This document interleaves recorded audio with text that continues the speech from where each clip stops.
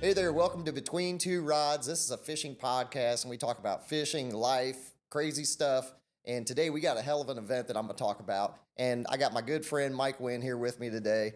And first, I'd like to thank our sponsor, Devil Road Whiskey. If you've not drank Devil Whiskey, you got to try it. It's a great product. I stand behind 100% and probably drink more than I should. But, you know, that's for a story for another day, man. Support your brand, baby. Yeah, I'm with it. You got it. Got to do it. Yep. And Mike, you're the Commodore of the St. Andrew Bay Yacht Club. I am. You know, that friend of mine who dresses literally as the Commodore when it was his time. I don't know that you do that, but no, I don't dress up quite like Will does. How do you follow those footsteps? You don't, man. You just blaze your own path. Yeah. Right. Yeah. You know, they're like, hey, are you gonna have the Commodore suit? And I'm like, I can't. When somebody creates a perfect thing, right? You don't paint the Mona Lisa a second time. Yeah. Right. And so Will's like the Brona Lisa. Yeah. You know, you just don't.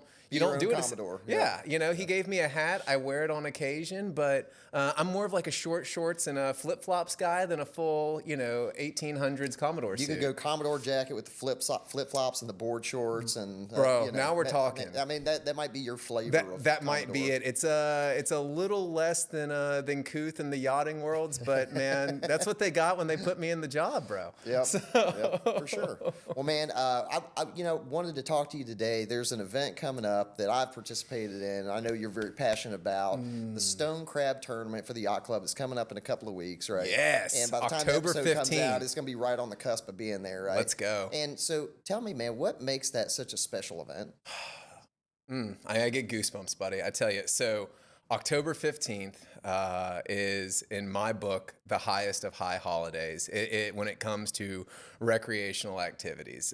Stone crabbing it's a special thing. It's a fun thing.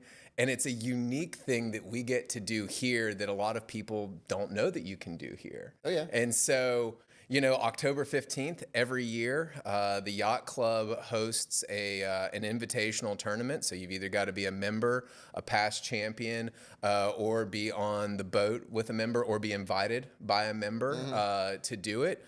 And it's to honor our great late friend, Mr. Kurt Grabner, who himself was a master stone crabber. Yeah. And it is, I get giddy about this contest every year. So I realize you probably have questions for me, but can I tell you one story about how special this tournament is? Please do, man. All right. So when I try to explain to people how much I love stone crabbing, there's a story that comes to mind. This is probably 2016, 2017-ish. And it's about June of that year. And I'm in a court hearing, and the judge is trying to set a final trial date. And so as judges do, they ask all the parties, right? Hey, are you available on this day, on this day, on this date? And this is, again, like June or July. And the judge goes, now we're going to set this for October 15th. You're like, nope. Does anybody have any problem with October 15th? This is like a major hearing. And I was like, Your Honor, I am unavailable on October 15th. And he goes, now, Mr. Wynn, what kind of event could you possibly be aware of at this point in time that you are going to be unavailable on October 15th? Is it like a wedding or an anniversary or a birthday or something like that? And I just smiled and went, better, Judge. I said, yes, Your Honor, something like that, and just left it there. and they scheduled it on another day, and I stone crabbed that day. Yeah, It is when you get it in your blood. You think you knew what it was? No, not at all. Okay, not at all. I feel like anybody that knows you knows that, like, oh, that's right. Yeah. Thankfully, that's the weird thing is, though we were on another podcast and speaking about the professional side, and this is like the fun side, right? And there's not always a lot of intersection, and so a lot of people in my professional life don't know all of my crazy hobbies, and so I don't think that they knew at that time. Now the secret's going to be out because somebody's like, oh, that's why Michael's not not on the 15th. He's going to see the podcast and know that he can't do October 15th going forward. Yeah, that's right. That's right. He'll know. Nice. So given that it is on the opening day, I mean, do you think that creates an additional excitement or buzz for you guys that it's like the first day you can go out and catch them? And yeah, I think it's a question of like how bad do you want it, right? So like this year, the 15th I think falls on a Wednesday, right? And so, I mean, you've got a lot of planning. If we're all professionals, we got kids, we got families, we got work, we got all the stuff you got to do. So it's like, how bad do you want to be out there that day? how bad, do you want to try and get the joy of hoisting that trophy, right? The bragging rights. Yep. And I think there's something special about the people who come out year over year over year for this contest, and just watching the way they get fired up about it. It's like, who's going to get out on the water first? Who's coming back? Who's doing the pre-weighing on the dock? Everybody wants to get the biggest claw. Yeah, oh man. And you get that taste for it on that first day, knowing that like you have the chance to find the biggest claws before they move around, before people start going and putting traps out there and all this other stuff. Like it's the real deal. It's the real show, and it's just so much fun. Yeah. Well, and the way that y'all do it's a lot of fun too. And we'll talk about that in a few minutes. But but as far as like people getting into it, I mean, like everybody that I've run into as we've done it for, last several years. Yeah. Everybody's pretty passionate about it. It's a lot of fun. Well, and what's cool about it is once you get over kind of the fear hump, right? Because there is a little bit of like, what am I about to do? These crabs are these colossal, prehistoric looking behemoths. Like, what do I do? And once you get over that, you realize like how inviting it is for anyone to win. So last year, I know we all did it. And, coming into the weigh-in, everybody kind of thought like, oh, okay, well, maybe here's who's going to be the winner, who's going to be the loser, whatever, because you do a little pre-weighing. And then in comes a lady who was in town with her family on vacation, had never stone crabbed a day in her life, winds up in the right spot on the right boat, and her claw was within 4 grams of the tournament record. Wow. And she'd never pulled a stone crab a day in her life. Yeah, I know who you're talking about. Yeah, dude, it blew my mind. Knocked me out of second place, which is fine. I happily took a third. Matt Harbison took the second. But I mean, that's what's so cool, and like how excited she was, because you don't have to be some, seasoned salty angler. You just have to be willing to put yourself out there. You got to go deep, man. Go an elbow deep and beyond, baby. That's the way it is. So aside from the tournament, what else goes on at the yacht club as part of that celebration? So the tournament runs October 15th. In theory, you could get out on the water before dawn, but it doesn't matter. There's not like a big gather up beforehand. We always do a captain's meeting the night before, but like the morning of, there's not like a shotgun start or anything like that. It's just get out on the water and crab. You come back in, you weigh your largest claw, which is where the real bragging rights are, and then your smallest claw. Please, dear God, let it be legal. Check your regulations this year, everybody. They always kind of move. I think it's 2 7/8 now is from the first knuckle is the regulation. But then afterwards, there's always a buffet, and you usually have a keg of beer, and sometimes there's music, and it's just everyone hanging out on the beach telling their stories. Yeah. Because I can't think of a single year where we've done the stone crab tournament where something kind of crazy hasn't happened, right? Yeah. You see something crazy, you pull a big claw, maybe you find someone, or someone finds the claw at the spot that you were looking at, or maybe you see some dolphins, or maybe there's some crazy people on jet skis that are messing you up. I mean, you never know. Constantly. Or, but pontoons driving almost over your head. Yeah. It's the beauty of what I think people love about fishing tournaments in general, right? Is everyone goes out there, you try your best. There's not a lot of money on the line, but it's enough to kind of make it count. But really, it's about the bragging rights and sharing the experiences and sharing the stories. And for folks to keep coming back to the yacht club year over year to do that and to see the different evolutions of it is just so neat. And so I think, the last 2 years, we've had the little beach down in front where the sailing center is. So being able to post up there and come off the dock, have a little beach bar, and everybody crowd around. It's pretty exciting, man. So I can't wait. We've got a little over 2 weeks. Yeah, you're almost there. Yep. I'm gearing up, baby. I'm ready. Are you going? Are you crabbing? I actually have things that day that I already have planned, and I don't know if I can move. I got to see if Caroline can get them moved, but we'll see. So. Tragedy, Aaron. No, well, tragedy. She's my new admin. Okay, so all right, Caroline. 15th, so, if you watch this, Caroline, no more October 15th going forward. It's a high holiday. Judge, I have things going on that day. Very important things. So, man, tell me what's your favorite memory from any of the stone crab tournaments you've done? My favorite memory. or something crazy that happened. So all right, so there's a couple that stick out in my mind, and the tournament. You've got some for the tournament that are always fun. I mean, so obviously, my favorite one, I get goosebumps when I think about it. So it was would have been 2021, I think. Maybe it was 2022. Yeah, it was 2021. We're coming. COVID happened. I just had my little girl, or my wife had just had our little girl. Sorry, babe. My wife had just had our little girl. She's about to be a year old. And, I woke up that morning, I just looked at her and I was like, I'm going to win the stone crab tournament this year. She was like, what? And I was like, I'm going to win it this year. I was like, I'm doing it. And that's like all I said. And I left the house and I was like, just have Holly at the club. Yeah. Like, I'm going to win it this year.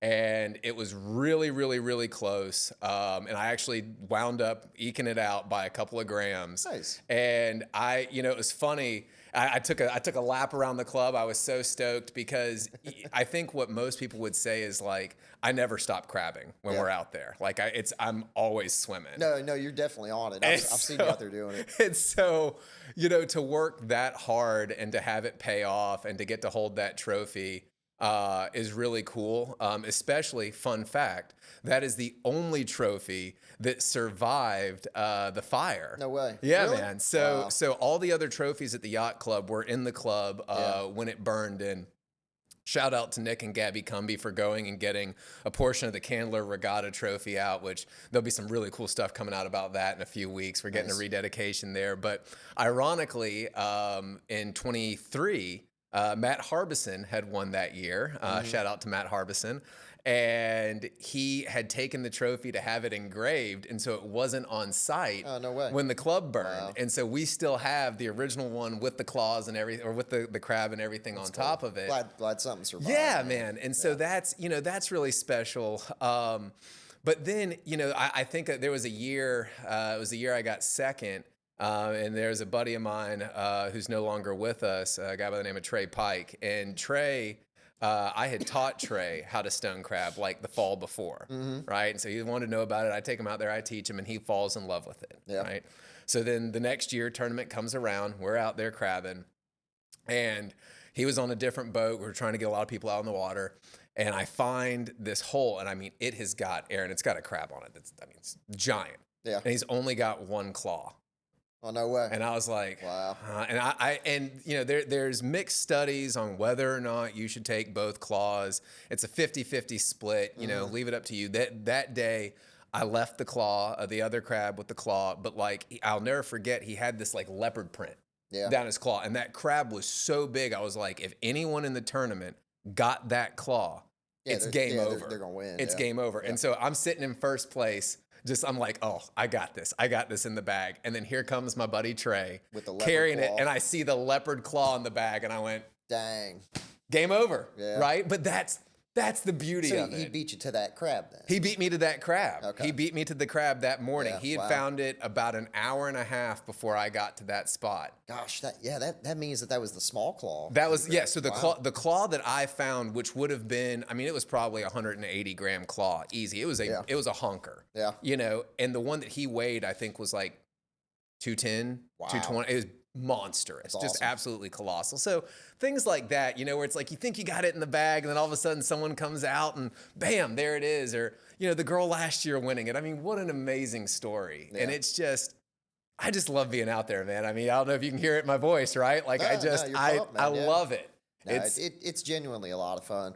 For folks that have never stone crab, like can you explain what that is like? Because it's primal. I will tell you that it is primal. I've only done one other kind of fishing like that, and it's hillbilly hand fishing. Noodling. So can you describe kind of what it's like to catch a stone crab? Yeah, man. So again, I'll use the word for a third time. It is primal, and that's why I love it. So look, you can go out there and you can buy the traps and you can do all that and whatever, right? That's pish posh.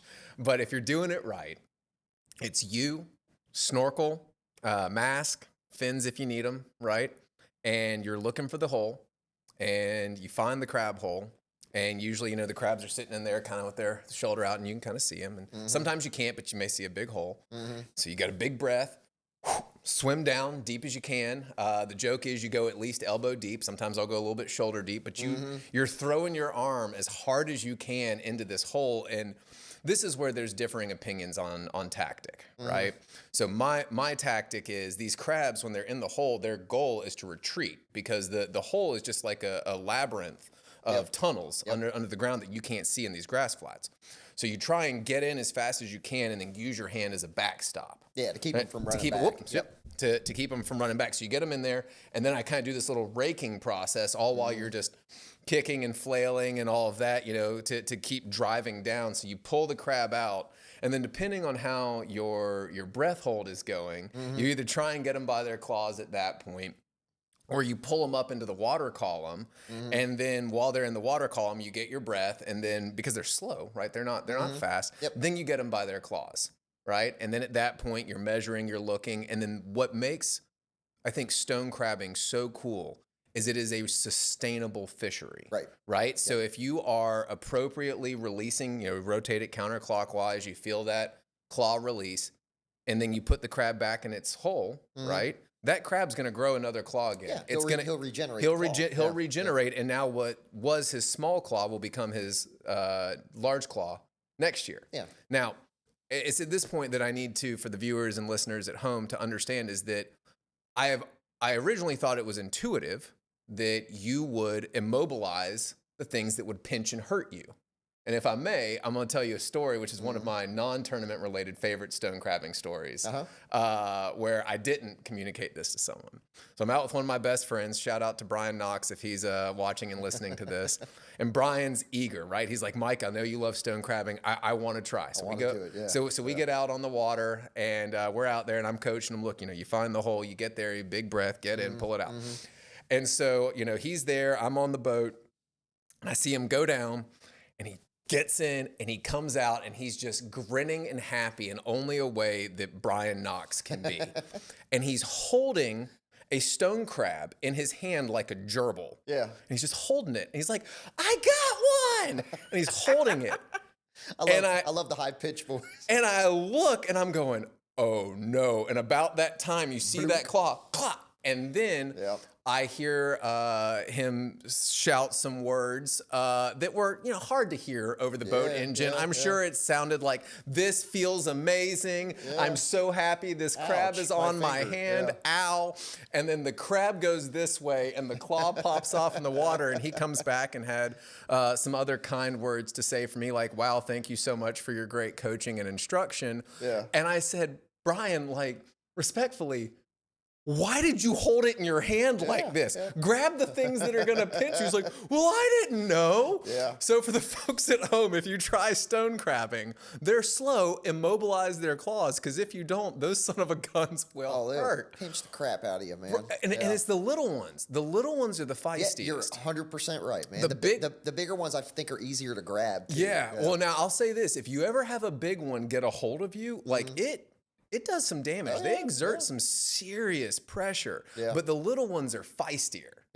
So you got to watch out for that. And whatever you do, don't pull a Knox and hold it in your hand like a gerbil. That's really ill-advised. The ones that get me is every now and then I'll get a blue crab down the hole. And the blue crabs, man, they hurt twice as bad as the stone crabs. They're such jerks. Blue crabs are just angry. Their arms are longer too, so they got wider range to pinch you. And it's rough. And so sometimes those stone crab holes, they'll have a back end that pops out that you don't know about. And so there was a time I was crabbing.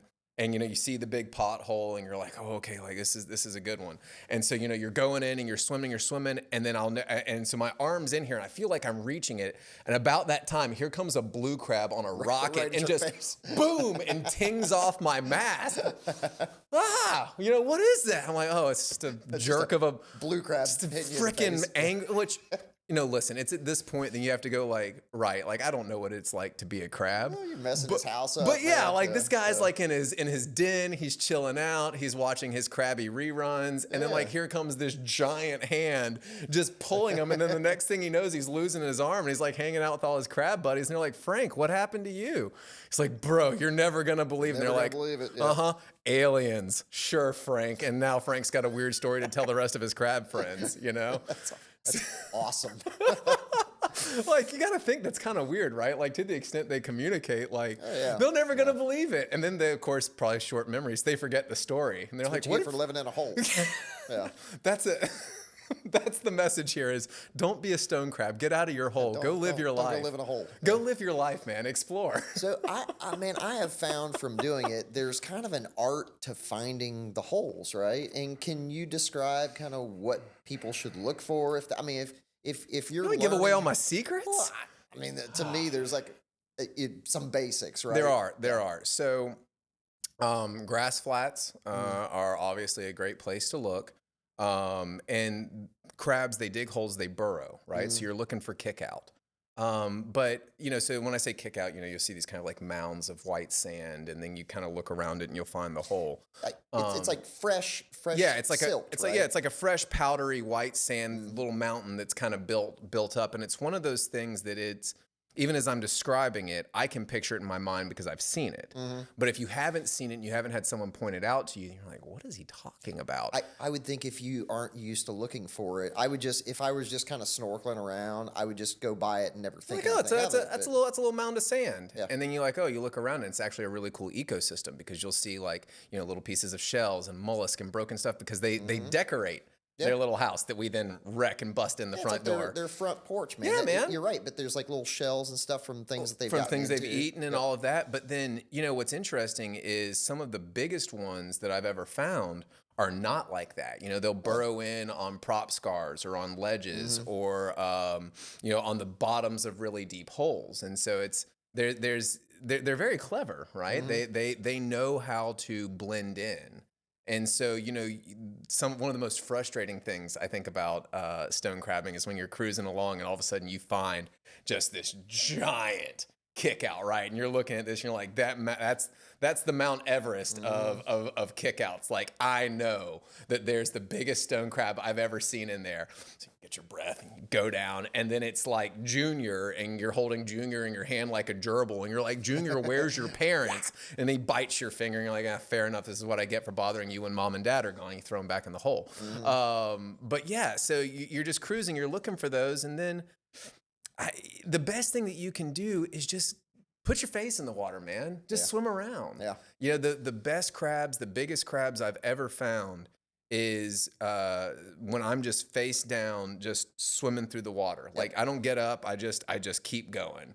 And you'll find them. And I think the first day I did it, it took me an hour or two to kind of start seeing what I was looking for. Like, I had to learn what to look for. But then once I figured it out, it became very natural. Absolutely. And we even had a day where it was bad visibility where we were out there. I think that was 4 or 5 years ago, something like that.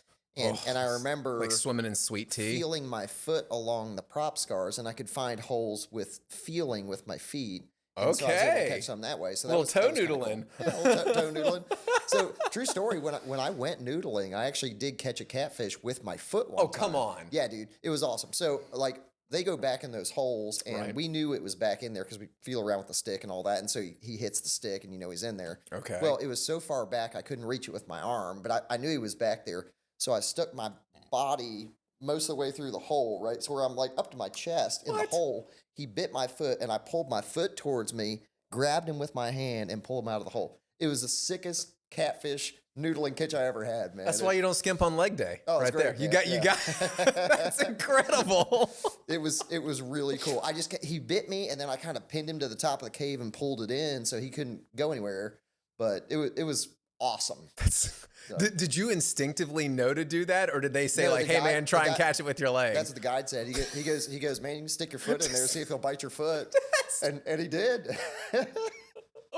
I guess that's the difference between stone crabbing and noodling is like with stone crabbing, you still don't want to get bit. Yeah. And with noodling, they're like, no, just stick it in there and wait till he bites you. It's similar, but it's very different, right? Like, I think the whole concept of sticking your body part into a hole and letting something bite you or grab something or whatever, I mean, like, it's very similar in that way. Yeah. But to me, I think noodling for catfish was I don't know, like it's less physical in some ways than stone crabbing, because stone crabbing, man, you are holding your breath and you're diving down, and sometimes you got to dig in those holes, and sometimes they're not right at the front. You really got to like reach back in there and feel around. The lung capacity you have to be able, like if you find a good crab in a good hole and you're going after it, to be able to keep kicking, because like now they're back in there, and so you're using your arm to literally break up the hole as you're digging in, which is just making the hole bigger for the next crab. Sometimes you touch them like that, and you got to get like just a few more inches back to be able to grab them in the back of that hole. Yeah, and I mean, I'll say this, man. There have been years, whether it's tournament or non-tournament, you know, the water gets cold, right? And so then at some point, you know, your extremities go numb.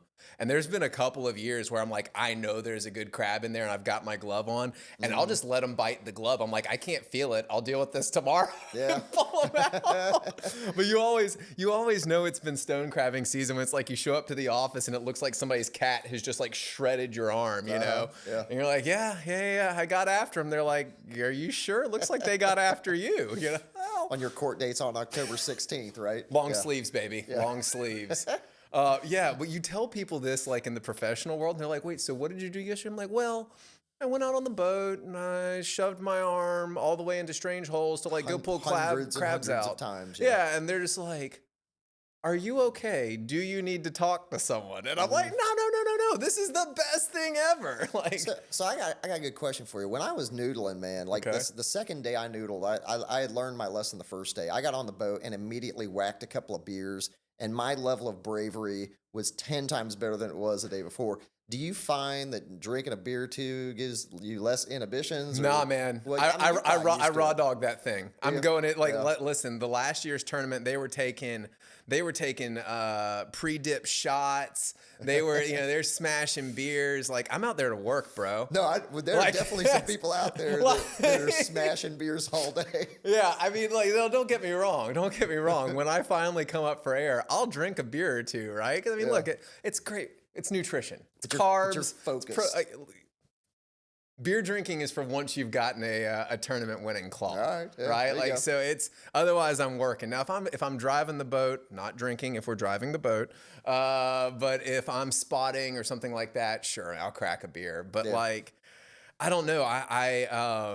I feel like my breath hold is not as good if I've had a little too much to drink, or if I'm a little bloated. It's like I don't eat a lot the morning before. Like and then I'll go swim for 6 or 8 hours. You know? The buoyancy stuff. Like I'm natural, and maybe I'm a little overweight, but naturally buoyant that way. And I don't feel like I stay underwater very well.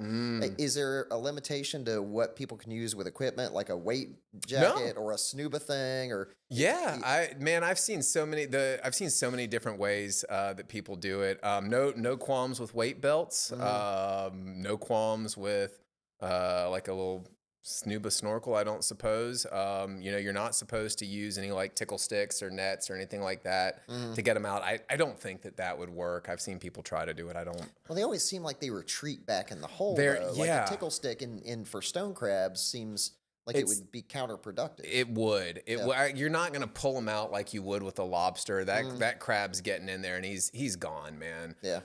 And that's, those are the frustrating ones where it's like, you'll put somebody on a crab and you're sure it's probably a pretty good one. And then maybe, they didn't get a good breath hold, or they didn't get a right angle, then they get it. And then now it's all mucked up and dirty. And then they're like, hey, can you help me get that crab out? And I'm like, dog, that guy's gone. Yeah. Like he's buried in there. But again, that's the fun of it, right? Yeah. You're not guaranteed to get everyone every time. It's the chase that keeps you coming back. Yeah.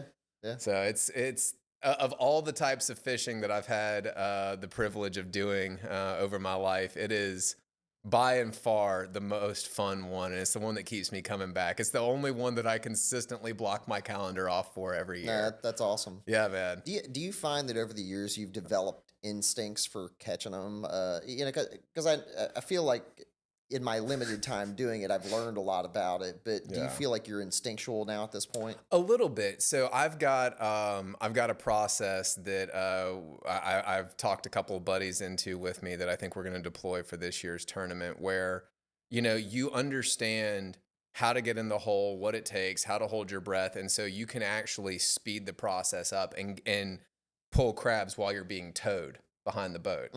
And so, I'll do that, or sometimes, you know, you get in there and the minute your hand goes in, you know, okay, this is a good one, or this is a small one. And so then you can kind of let it go or not. And so I think you get some of that muscle memory, and then knowing the repetitions and knowing that like you can't just totally sell yourself out on all the first ones. Like you got to pace yourself, because it's stone crabbing, to be good at it from a tournament standpoint, it's a volume business. Yeah. It's how many can you hit when you're trying to hit the big ones, right? Right. It's Well, not about like catching. well, you're all trying to hit small the big ones, too. but some of the biggest crabs come out of some of the smallest holes. Yeah. Right. And so it's finding that needle in the haystack. And so, you know, you get your ideas, you know, of where you want to go, and then you're kind of looking at where the water is. And, you know, sometimes you go, okay, the wind's shifting, tide's moving differently, you know, do this or that. But then, I mean, again, I go back to last year's tournament.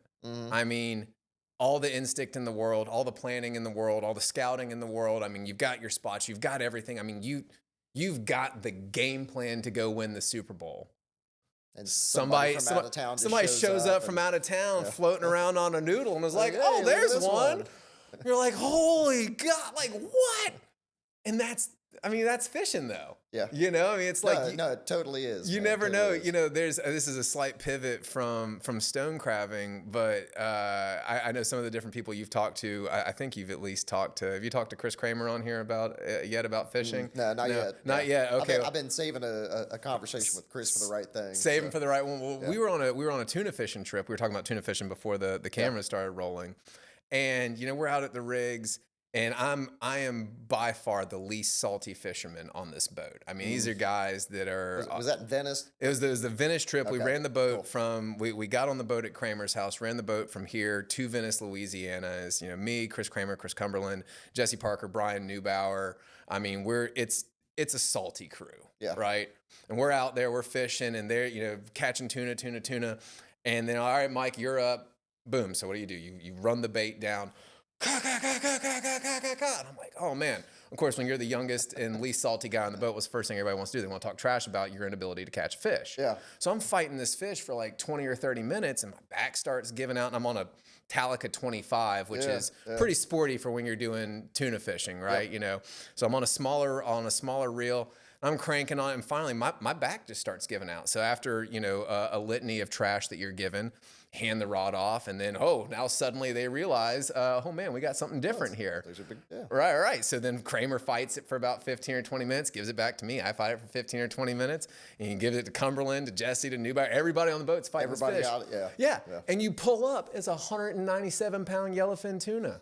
It's huge, right? I just happened to be the guy who ran the bait down at the right time, at the right place to hook the fish. Yeah.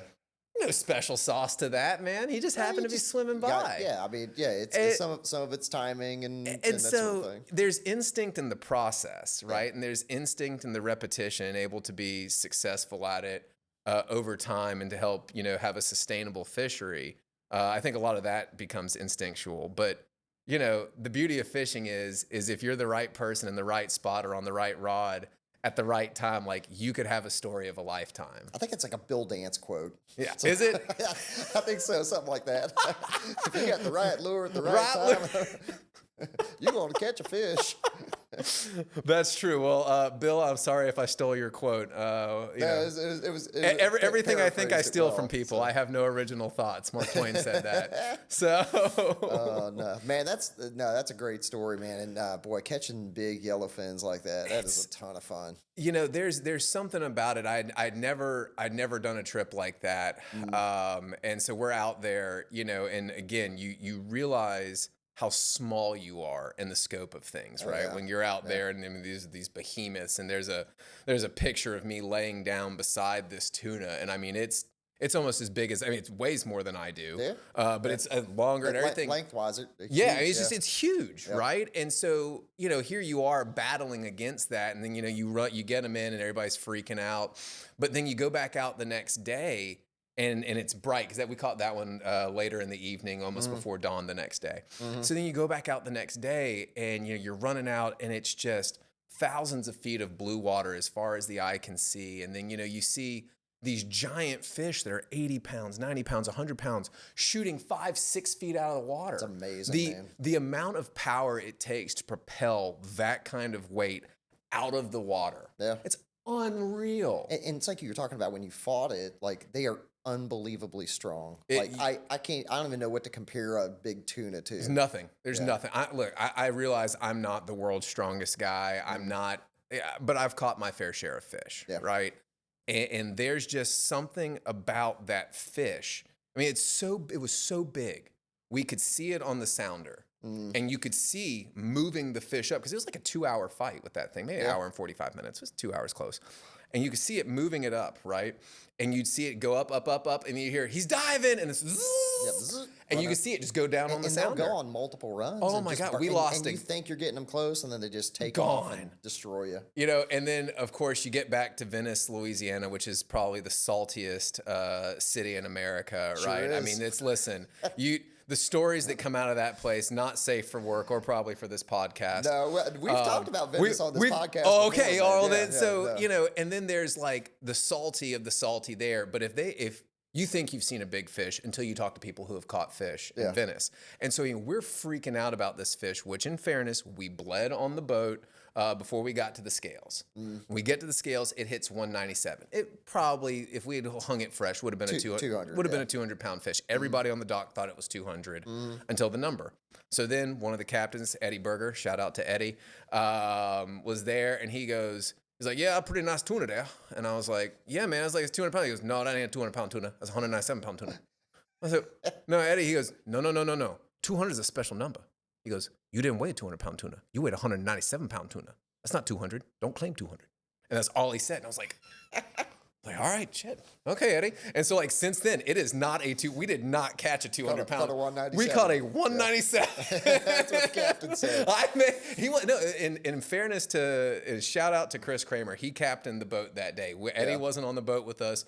We were doing he was just a bystander. He came by. He came by the next day for us to cook steaks and tuna and just talk fishing stories with him. People in Venice are different, man.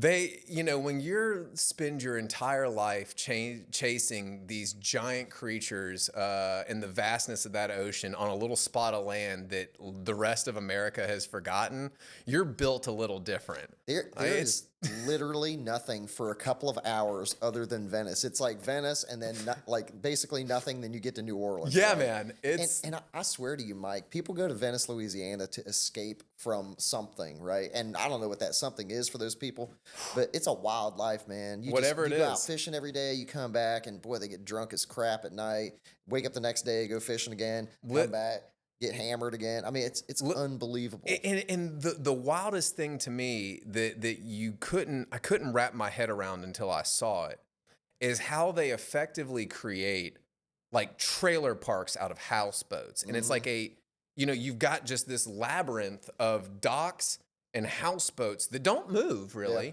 They're just always there. And then the waterway creates almost like Venice, Italy, right? Like these little trailer park, where they pull in. And you're just out there, just rocking and rolling on the houseboats. And listen, if you don't want to be found, go to Venice, Louisiana. They ain't going to find you. I can rock with Venice for about 3 days. And after that, I feel like I need to get back to like civilization. And feel less dirty. It sticks with you. It's fun as shit, man. It's a great town. Yes, it's a great place. 3 days. And I got to get out of there. You'll come back. You're like, okay, really quick. I need to see a speech pathologist, check my grammar, make sure I'm speaking appropriately. We had a captain one time, and he called us motherfucker at least 20 times during the course of the day. It was nonstop, man. It's easier than remembering your name. Well, what was funny about it is, I swear to you, he didn't mean anything by it. Like he wasn't saying it to offend us. It was just how the dude talked. It was probably more of a term of endearment. Yeah, you were his mofo. Yeah, that's right, baby. No, it was an interesting day to say the least, man. But I think that's what makes fishing so great, right? You get stories, man. Is you get stories and you see things that you will probably never be able to replicate. So while we're on that trip, we're running out and we see, again, you're in 1,000+ feet of water, and we see something just cruising along the surface. Mm-hmm. What's that? So we kind of slow down and ease up on it. Sure enough, it's a whale shark. Oh, that's cool. Just free swimming. And of course, everybody's like losing their minds. Oh, snap, there's a whale shark in the water. Somebody goes, we ought to get a GoPro shot of that. And I was like, y'all got a mask? And so literally we are in the middle of the Gulf, thousands of feet of water, whale shark, God knows what's with it, free swimming. Did you get in with it? Oh, dude, absolutely. I take the GoPro, throw the mask on, no fins, and just dive overboard. I was like, come pick me up in a minute. Yeah. And wow, humbling. Yeah. Right? I mean, I had his head. How close were you to it? Closer than me to you. No shit. Oh yeah, bro. I'll show you the video after this is over. Like that's awesome. it's incredible how fast they are actually moving compared to how fast you think they're moving. Yeah, because you think they're slow, but until you try to keep up with them. But then when that big tail goes whoo, right in front of your face, wow. And or like his mouth comes up at you and you're swimming and looking and going, I really hope you don't think I'm krill, you know? But I mean, when in life do you get the opportunity to dive off your buddy's boat and just go buoy with a whale shark? I mean, it probably never happen again. Never happen again. So I'm like, yeah, was that the smartest thing I've ever done? Probably not. No, you could do dumber things. Have. like go visit Venice for like 5 days. I would have gotten in more trouble staying in Venice for 3 days than I would have jumping off that boat. I stayed in Venice for 24 hours and gotten more trouble than that, man. I'm liable to get more hurt at a bar in Venice than I am with that whale shark in the Gulf. I'm lucky to still be alive from going to Venice, but we'll talk about that some other time. It's a special and cool place, man, and I think that's a great story. Though, yeah. And so I told my wife about that one afterwards. I was like, hey, by the way, show Holly this picture of a whale shark. And then like I sent her the video and she was like, yeah, you failed to mention the part where you're like, and daddy dove off the boat to go swim with the wild animal to get the video. In the middle of the Gulf, yeah. Like, you know, look, tomato, potato. Let's leave out a few details. It's look at the video. It's nature. It's beautiful. Totally worth it, man. What would Steve Irwin do, right? Man, yeah. If you're going to go by misadventure. You know, so, right? I don't want to go in some boring way. No, man. Yeah. Like I feel like if that's the way, they're like, "What happened to Mike?" You're like, "He dove off the boat and got swallowed by a whale shark." You'd be like, "Oh, that tracks." Like, you know, good for him. Your judge would be like, "Yeah, sounds right." Good for him. Like that's fair enough. He would have wanted it that way. This is my Jonah moment. Oh Lord, we've gotten off track a little bit. We did, so we can bring it back to stone crabbing. Well, I do want to ask you a little bit more about it. So, yeah, you know, with the stone crab tournament, as the yacht club rebuilds, and as you guys do that, like, do you see that event evolving as you guys kind of get rebuilt? Absolutely, man. You know, the thing about the stone crab tournament is it's one that really all the action takes place right there on the docks and right there kind of in the front of the club. And so with the new club, which we've released kind of the renderings and the elevations, we hope to break ground on it end of Q4 of this year. Awesome. And so, you know, you're going to have a facility that's going to have a nice lawn with exterior decking, plus, you know, decks that are underneath, the overcroppings with fans and everything, so your family can come out, they can enjoy being out there, and you can really begin to experience the fanfare and the joy of it and the thrill of it all. Yeah. And so what's going to be exciting, I think, if I kind of calculate this forward, is I want to say that the stone crab tournament that will be held in front of the club when it's reopened will actually be on a Friday.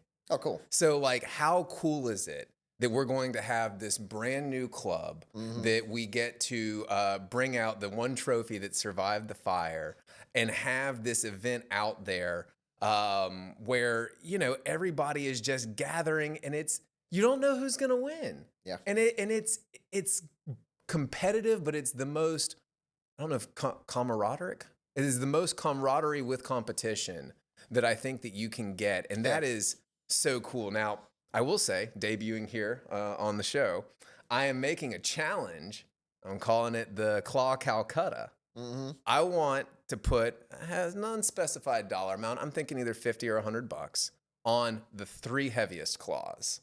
Because the way the tournament runs, for folks who don't know, is you weigh, again, your large claw and your small claw. And then first place gets their choice of the cash prize, which is taken from the entry fees, the large claws, which on a given year probably has a cash value if you were to go tarpon dock, you know, $300, $400, because stone crabs are not cheap if you ever try and buy them. And then the third place usually gets the small claws, right? So you get 2 types of claws and then a cash prize.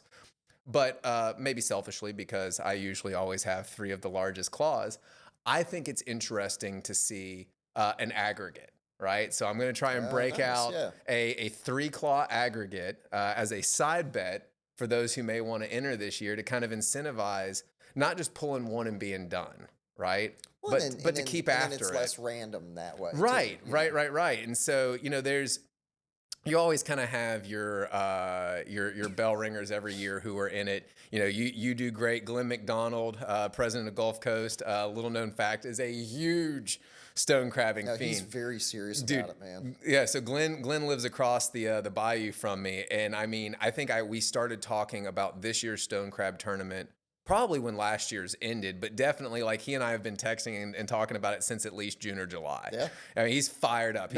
I talked to him 2 months ago about it. Yeah, he's got his ready. spots dialed in. He's after it. Yeah. But he gets after it. Will Kramer gets after it. Chris gets after it. A past champion. Chris Cumberland, past champion. Matt Harbison, multiple time champion. These guys who get out there and they're going hard at it.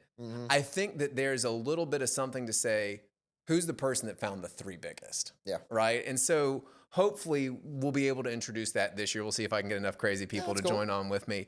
But then as the tournament and the competition continues to grow and as the yacht club grows, it's such an inviting day that I really hope it gets bigger. And again, because when the new club is open, we'll have the Stone Crab tournament on a Friday that year, then a Saturday the year after that, and a Sunday the year after that. So you kind of have a nice weekend run.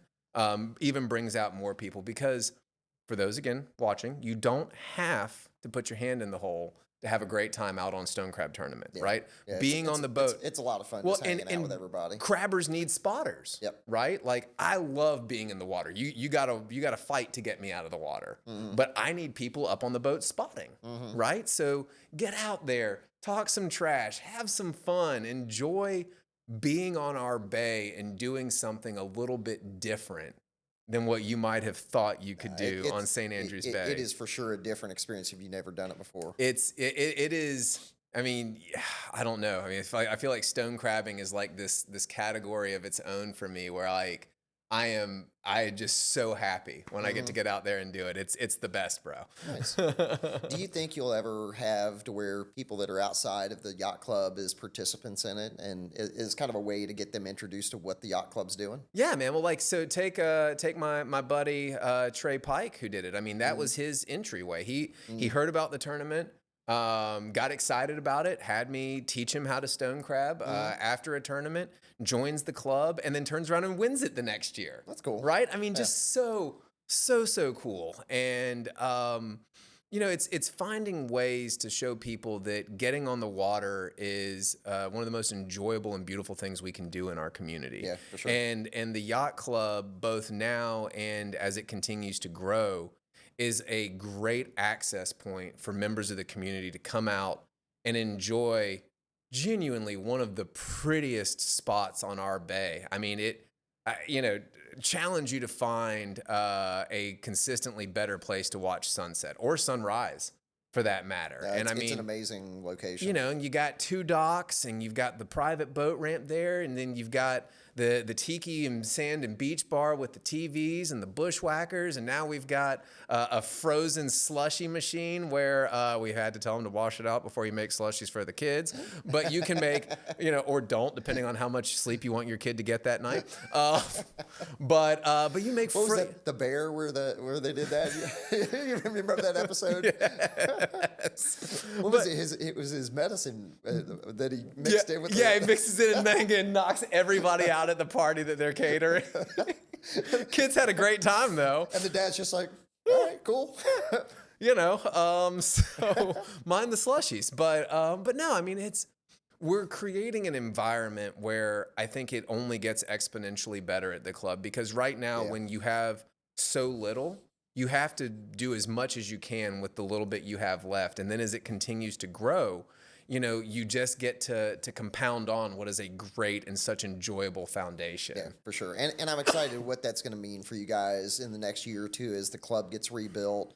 And you're 100% right, man. That waterfront right there and being able to have events and stuff like that, like the Stone Crab tournament right there on the water with that. I've seen the drawings, and I'm excited of what that's going to mean for you in a couple of years when Thank that's you. done. Yeah, shout out to Michael Higdon, who he did a is great just, job. man, what a wizard, Yeah. right? And I also got to give a shout out to Brian Neubauer and Holly Hales and the rest of the board who's out there. I mean, what we have committed to do for the club and for the community at large. It's an undertaking, and it is it's a thankless job a lot of times. But when you believe in something, and when you believe that something provides a benefit that great, then man, you go after it. Yeah. And what we're going to be able to offer to the community and what's coming is so exciting. I mean, you see the grin. Like it's just it really you is, get man. fired up because you're like, yeah, there's some things we got to iron out in the front end, but in the long run, when you're talking about 100-year project, right? Talking about building something today that should stand for over 100 years. Yeah. And it's going to meet all of your needs and all of the future needs of the club and the community. I'm pumped about what it's going to be, dude, and all while being nestled, right? Like that's what's so neat is it truly is a community amenity that even in the language that created it and controls how we operate, we can't grow disproportionately to the community. We are a community member, and so we want to be able to be a beautiful part of the Cove and the downtown community for years to come. And things like the Stone Crab Tournament, things like the Holy Nativity Fishing Tournament, which we had out there in July. It's stuff like that brings people out to see the waterfront, to see why we keep coming back, why we're so invested. And it's a blast. That's awesome. It's so fun. Very cool. Yeah, man. So for the folks that are interested in the Stone Crab Tournament, want more information on it, want to learn more about St. Andrew Bay Yacht Club and how to get involved there, how can they reach out to you guys? Absolutely. So follow us on Facebook, obviously, social media and all of that. So feel free to hit us up there. You can come by the club. We are open Monday. We're closed on Tuesdays right now. Then open Wednesday through Sunday. So come by, see us, shoot me a message, give me a call. Reach out to Christy, our interim GM, Christy at stabyc.com. But as far as the Stone Crab Tournament goes, man, if somebody's watching this and they're like, boy, that fires me up. Like, I want to go. Reach out. Like, I'm sure we can probably find a boat to put somebody on. It's an awesome experience. And if we can't get you on one this year, then join the club and we'll get you out there next year for sure, right? Yep, like, I mean, sure. But it's usually the cool thing about stone crabbing is everyone wants to see someone else try it for the first time. Oh yeah, because it's really cool to see somebody that's never caught one catch one.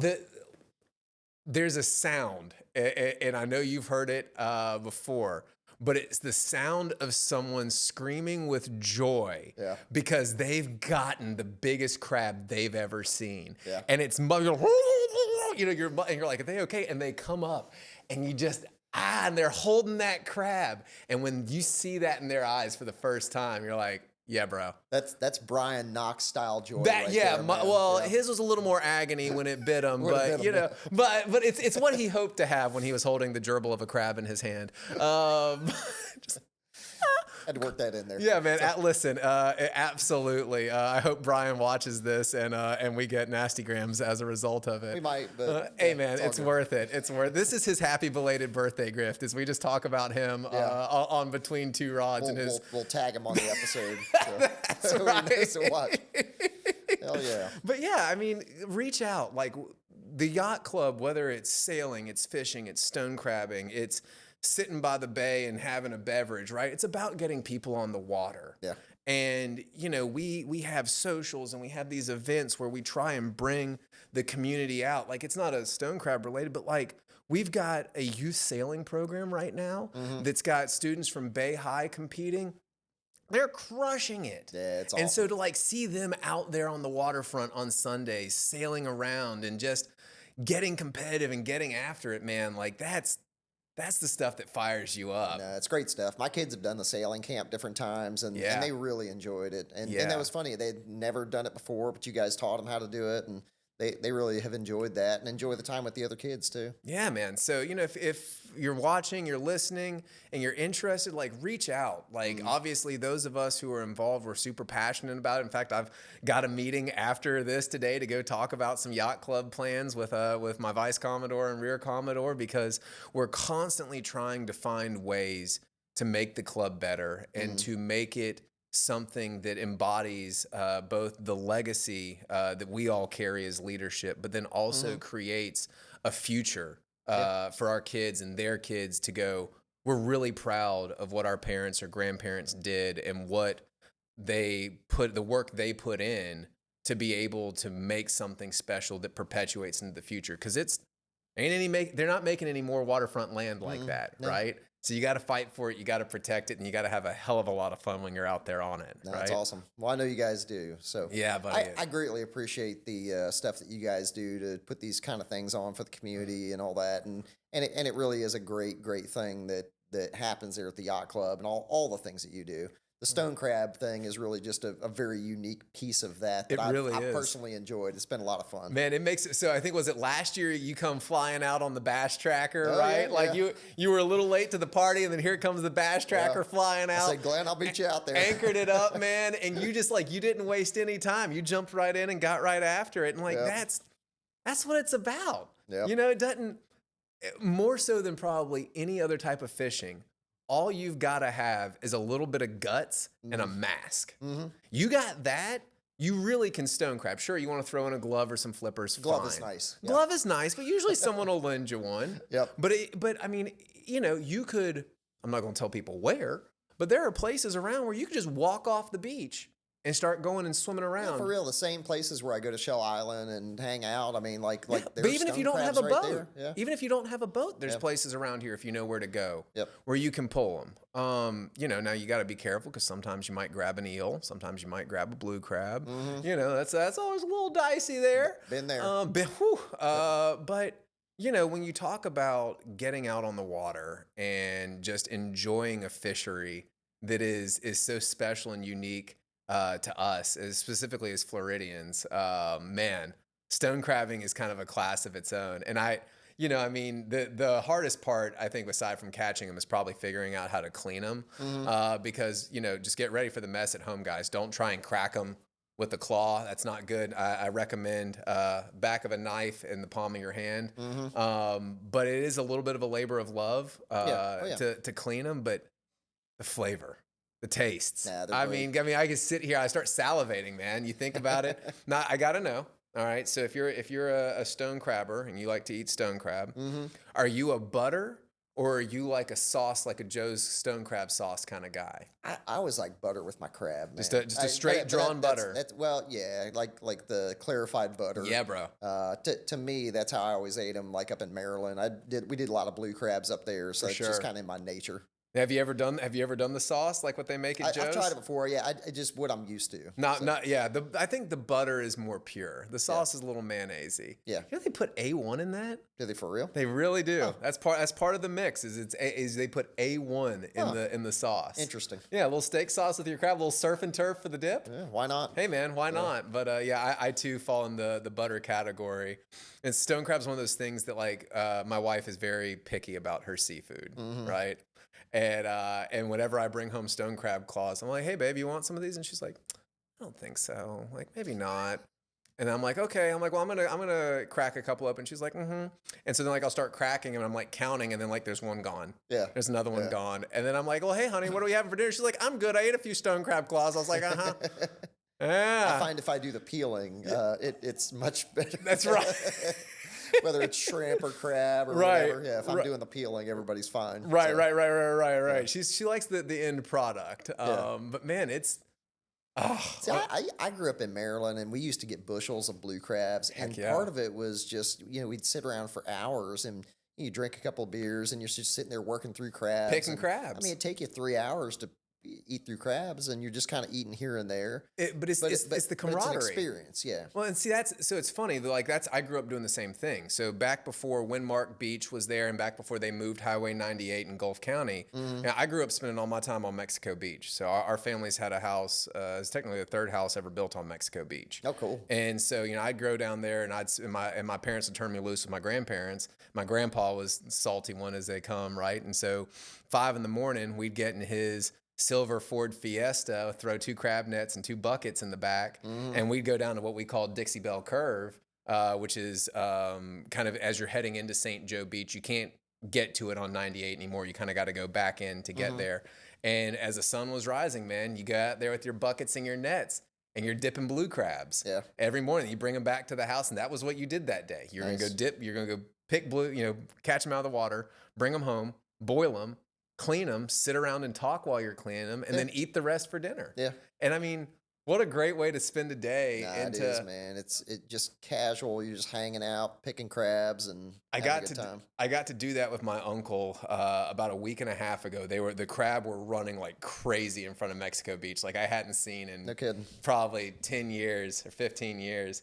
And we picked a 1.5 5-gallon bucket. So it was at 7.5 gallons of blue crabs in probably, I don't know, 30 or 45 minutes, boil them up. And then what do we do the rest of the day? Just sat there at the beach house telling stories about fishing and being at the beach and eating crabs. And, what did your grandpa do? What did your great grandpa do? And that's what's awesome about the water and like those kind of fishing traditions, whether it's stone crabbing or that's what it's all about, man. Just passing it down. Is hanging out and spending that time together, and it's crush a few cold beers. That's what you get when you go out and you have a good time and get on the water. What's your fishing beer? If you're putting beers in the cooler, what's your beer that you take with you? I like a Tate's Hell's. Is pretty good. So you're taking good beer with you. If I'm going and doing that. Now, if I just want something to sip on, maybe like a Corona or something like that. Okay. Light, but I like a Tate's Hell's. That's probably my favorite. I'm a garbage dumpster when I'm on the water. Yeah. Bush Light. Whatever. Yeah. Bush Light, baby. I don't know why that's like my fishing fuel, but like it's just the Bush Light, if you want to class it up a little bit. Nice. But that's what hits the cooler. Nice. Tate's Hell's, ironically, one of my favorite beers. That's for when I get back to the dock. Yeah. But if you're working, got to have a working man's Bush Light. Well, yeah, and you can drink those and not feel anything pretty much all day. So. It's just enough carbs to keep you fueled in the water and water to keep you hydrated, and the rest is like superfluous. I don't think the alcohol hits me anymore. No, well, I mean they're like very 3.5%. It's just enough to numb your fingers if the crab bites you. There you go. That's all. Nice. Well, very cool. Well, man, we ran out of time for today. But dude, I could always talk to you about fishing and being on the water for hours. Man. This is a blast. I love this. Yeah, definitely enjoyed it. Well, thank you for sharing all the stuff about stone crabbing and the stuff going on the yacht club. And, man. And all the cool stories and craziness that you get into. So it's my pleasure. Y'all go elbow deep on October 15th. Come on. Absolutely. Yeah, and like you said, if you want to find out more about the Stone Crab Tournament or the Yacht Club, reach out to the Yacht Club through their social platforms, through their website, call them, stop by, and it's a great place and great things that are going on. Thank you, brother. I appreciate it, and thank y'all for coming out. This is going to be killer. I appreciate you being here today. Thank you. Man. Well, that's another one in the live wheel here for Between Two Rods, and if you enjoyed the episode, please smash that like button and share this with your friends. And remember, whether your adventures end up in a bird's nest of troubles or you get into some crazy trophy of adventure, it's going to make a hell of a story. So we'll see you next time.